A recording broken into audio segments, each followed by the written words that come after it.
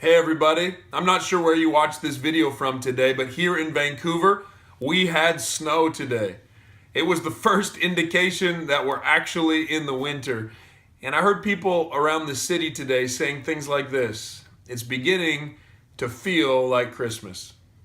It's interesting because just 2 days ago I was in Singapore with my good friends at the Edge Conference, hence the dad cap and the little shout out to you guys. And there it was warm and humid, and yet Christmas decor filled the streets, and people said things like, it's beginning to feel like Christmas. It's interesting. Regardless of the hemisphere, people have an association to this time of year. And that's not only the place you live in and the weather that exists there, but it's the household you live in and the type of holiday traditions and festive treats that mark this season. And then in the midst of the season, you hear people saying things like this: Jesus is the reason for the season. And I believe that to be true. But you know, Jesus is more than just the reason for this season. Jesus is the reason.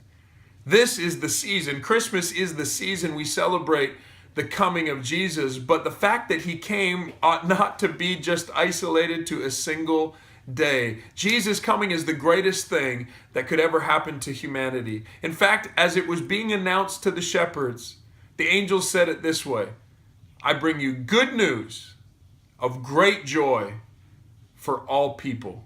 Today a Savior has been born to you.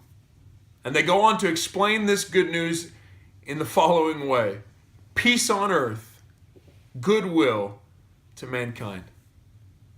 God's desire is peace on earth, peace between humanity and peace between humanity and God, and it can only be found in Jesus. That's good news.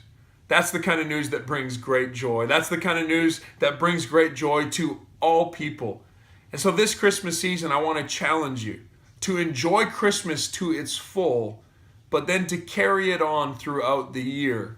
The thought that peace with God actually changes everything. And so here in Vancouver and in Singapore and from wherever else you watch it, it probably is beginning to feel like Christmas is almost here. And maybe this year we can hold that anticipation all year long. That Christmas feel of peace.